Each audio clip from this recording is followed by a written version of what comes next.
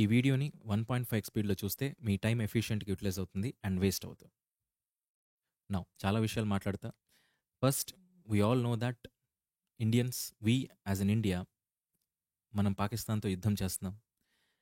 ఈ యుద్ధం కోపంతోనో, పగతోనో, ప్రతీకారాలతోనో జరుగుతున్నది కాదు. It is for the justice. న్యాయం కోసం జరుగుతున్న what is this war. And ఇక్కడ you have to know some of the things. ఇంత క్రూషియల్ టైంలో we all have to be one.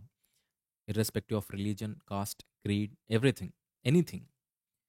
Right? And yup, ఈ టైంలో ఎస్ఎస్సి క్యాలెండర్ రిలీజ్ చేసింది. Again that is good or bad, we don't know. But yes, will discuss that. కానీ ఒక్కటి, ఇక్కడ రెండు విషయాలు తెలుసుకోవాలి. మనం అందరం నేషన్కి what is this, we as a part of our nation we have to give our best to the nation at this crucial time. Moreover, ఈ టైంలో వాట్ ఇస్ దిస్ ఎగ్జామ్స్ జరుగుతాయా లేదా అంటే వార్ ఎండ్ అయిపోవచ్చు. End అయిపోయిందని అనుకున్నా కూడా we know that Jammu and Kashmir, Ladakh, Himachal, western Himachal and Punjab, Haryana, some parts of Delhi, Gujarat, Rajasthan, ఇవన్నీ కొద్దిగా prone states to this terrorism. అలా ఉన్నప్పుడు వార్ జరిగిన తర్వాత కొన్ని సెన్సిటివ్ ఇష్యూస్ వల్ల పోస్ట్పోన్ అవ్వచ్చు, కాకపోవచ్చు. అండ్ ఆ టైంలో ఎప్పుడు మీ ఎగ్జామ్ ఏదైతే ఉంటుందో ఆ 10-15 రోజుల ముందు ఎట్లుంటాయి కాన్సిక్వెన్సెస్ అనే దాన్ని బట్టి మీ ఎగ్జామ్ పోస్ట్పోన్ అవుతుందా లేదా అదే రోజు కండక్ట్ అవుతుందా అనేది ఇట్ డిపెండ్స్. నా ఎగ్జామ్ డేట్స్ అయితే వచ్చేసాయి. You all know. Let us discuss that. ఈ అబ్బాయిని కొద్దిగా పక్కకు పెట్టేద్దాం. ఎస్, నేను కొద్ది రోజులు రాలేకపోయాను. I discuss that to.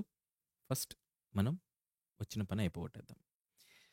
Yes, staff selection commission SSC తన క్యాలెండర్ రిలీజ్ చేసింది for the year 2025-26.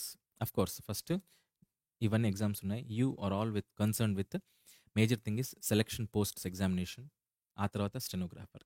First stenographer what is this, selection post question ఎగ్జామ్తో స్టార్ట్ అవుతుంది. నోటిఫికేషన్ రిలీజ్ అయ్యే డేట్, నోటిఫికేషన్ ఎండ్ అయ్యే date, last date, and what is this exam dates, ఇవన్నీ exam dates. Selection post exam date ఏముంటాయి? It is from 24th July to 4th August. Next stenographer ఉంటాయి. Stenographer again 4th August అయిపోయిన తర్వాత ఒక 2 రోజులు gap తీసుకొని, mostly what is this అంతే gap తీసుకొని 6th August నుంచి మళ్ళీ stenographer grade C and grade D examinations జరుగుతాయి. స్టెనోగ్రాఫర్ తర్వాత సీజిఎల్ ఉంటుంది. CGL is that what you all are in what is this one. CGL అయితే 13th August నుంచి 30th August వరకు. నోటిఫికేషన్ ఎప్పుడు రిలీజ్ అవుతుంది, ఎప్పుడు ఎండ్ అవుతుంది అది మనకు అనవసరం. బికాజ్ వచ్చినప్పుడు మనం అప్లై చేస్తాం, దట్స్ ఇట్. కానీ ఎగ్జామ్ అనేది tier 1, it is on 13th August. War situations ఎట్లున్నా కూడా it is 13th August is your first exam అని అనుకొని చదవాలి, కంప్లీట్ చేయాలి. బాగా గుర్తుపెట్టుకుంటే ఇక్కడ first is it starts with selection posts, ఆ తర్వాత స్టెనో, ఆ తర్వాత సీజిఎల్, ఆ తర్వాత సిపిఓ, ఆ తర్వాత సిహెచ్ఎస్ఎల్, ఆ తర్వాత ఎంటీఎస్. వరుసగా ఉన్నాయి. ఏ ఒక్క వాట్ ఇస్ దిస్ ఎగ్జామ్ మీరు వదలకుండా రాయాలి. ప్రతి ఒక్కటి అప్లై చేయండి. This will help you out in your boosting your what is this. ఎక్కడన్నా తప్పులు జరిగినా నెక్స్ట్ ఎగ్జామ్లో మీరు తప్పులు జరుపుకోకుండా రాసే ఛాన్సెస్ ఉంటాయి. సెంటర్ కొద్దిగా దగ్గరగా వేసేసుకోండి అండ్ ఎగ్జామ్ని నీట్గా ప్రతి ఒక్క ఎగ్జామ్ రాయండి. It will be like an experience. సీజిఎల్కి వచ్చేస్తే 13th August, 30th August ఉంటాయి.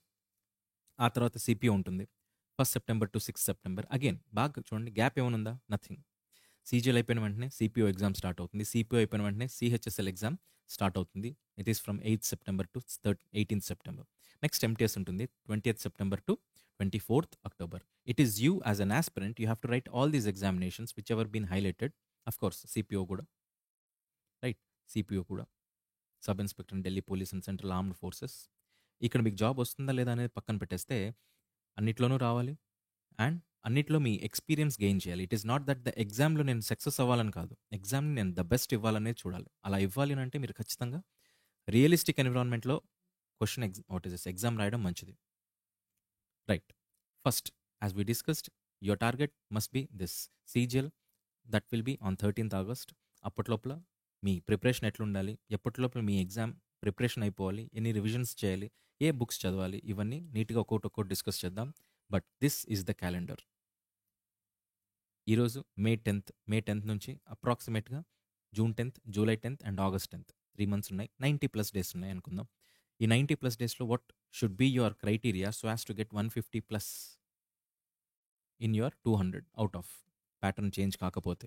ప్యాటర్న్ చేంజ్ అవుతుందా లేదా, చేంజ్ అవుతే ఎలా అవుతుంది, ఇవన్నీ నాకు మీకు వాట్ ఇస్ దిస్ తెలియని విషయాలు, రైట్? నార్త్ ఇండియన్స్ కూడా తెలుసు అని అనుకుంటే no, it is not. Because ఇంకా అంత వాట్ ఇస్ దిస్ అంత క్రూడ్ ఫామ్లో ఉంది. ఇంకా స్టాఫ్ సెలక్షన్ కమిషన్లోనే తెలియదు ఎవరికి, ప్రగతి భవన్లో కానీ ఎక్కడైనా తెలియట్లా. తెలియనప్పుడు ఎవరు చెప్పినా కూడా నమ్మద్దు. It is all the notification, official notification వచ్చాకే మీరు చూడాలి. Now chances of what is this change of pattern అనేది ఖచ్చితంగా ఉంటుంది. అండ్ మోర్ ఓవర్ ఈసారి ఖచ్చితంగా డెఫినెట్గా చెప్తా, సీజీఎల్కి సీజీఎల్ లెవెల్ క్వశ్చన్ పేపరే వస్తుంది. సబ్ ఇన్స్పెక్టర్ సిపిఓకి సిపిఓ లెవెలే వస్తుంది. అండ్ సిహెచ్ఎస్ఎల్కి సిహెచ్ఎస్ఎల్ లెవెల్ క్వశ్చన్ పేపరే మీరు చూస్తారు. ఇట్ ఈస్ నాట్ లైక్ ఎంటీఎస్లో సిహెచ్ఎస్ఎల్ కంటే ఎక్కువ లెవెల్ ఉండే క్వశ్చన్స్ వచ్చేటివి, ఇలాంటివి జరగవు. This is for sure. రెండోది ప్యాటర్న్ చేంజ్ అవ్వాలి. ఎందుకంటే టైర్ 2లో ఒక్కొక్క క్వశ్చన్కి 3 మార్క్స్ ఏంటి? What I feel is it has to be changed. Change is always welcomed. ఎందుకంటే ఎవరైతే పాతగా అదే అలవాటు పడి ఉంటారో వాళ్ళందరినీ దెబ్బతీస్తుంది, వాళ్ళందరి వాట్ ఈస్ దిస్ కాన్ఫిడెన్స్ని పోగొడుతుంది. కొత్తగా ఎవరైతే చదువుతారో వాళ్ళకి బూస్ట్ వస్తుంది. నౌ క్యాలెండర్ చూసేసాం. ఇక్కడ కొన్ని నేర్చుకోవాల్సిన విషయాలు ఉన్నాయి మనం కూడా. What is that? ఇండియా పాకిస్తాన్తో యుద్ధంలో ఉంది. అండ్ రెండు విషయాలు తెలుసుకోవాలి. I mean first point is India is at what is this పాకిస్తాన్తో యుద్ధంలో ఉంది, చైనాతో థ్రెట్లో ఉంది. Not only this, many other countries like Turkey ఆపోజిట్లో ఉన్నాయి లేదా? ఉన్నాయి. Saudi Arabia, even though we are maintaining relationship with many countries like what is this Russia, of course America and many other.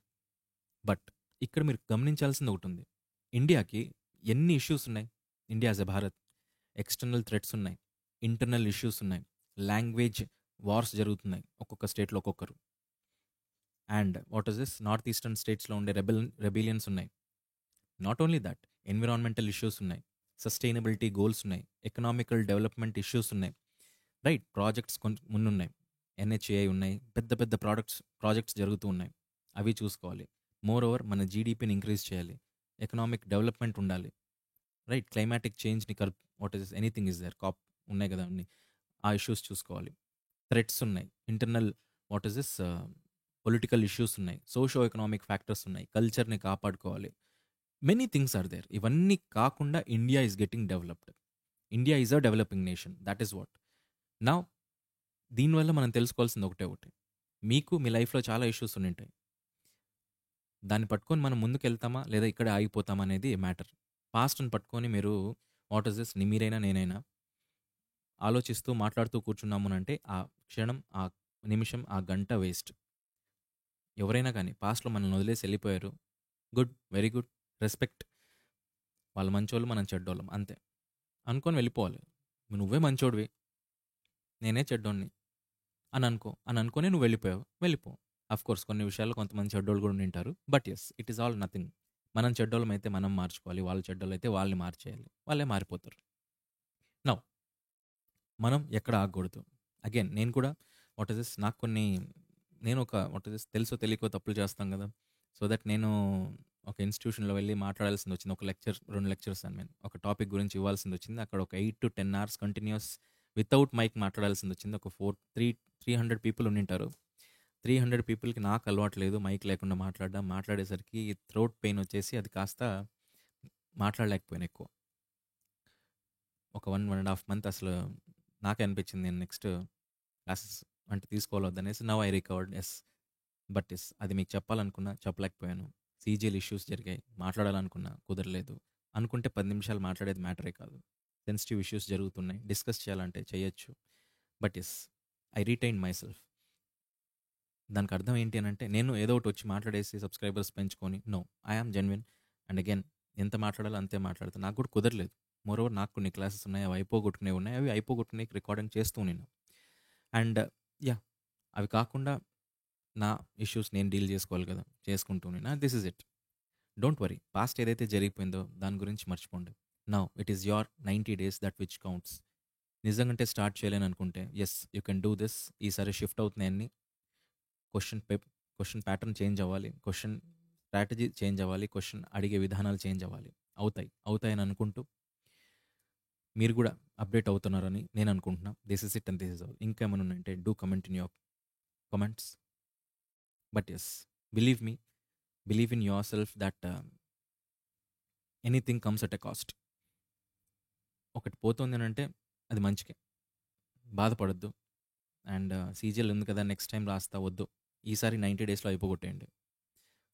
ఏం చెప్తా, ఏమిస్తా, ఈసారి ఎంత వాల్యూ యాడ్ చేస్తా అనేది చెప్పే మాటలుగా చూద్దాం. చూద్దాం. That's it up. And yeah!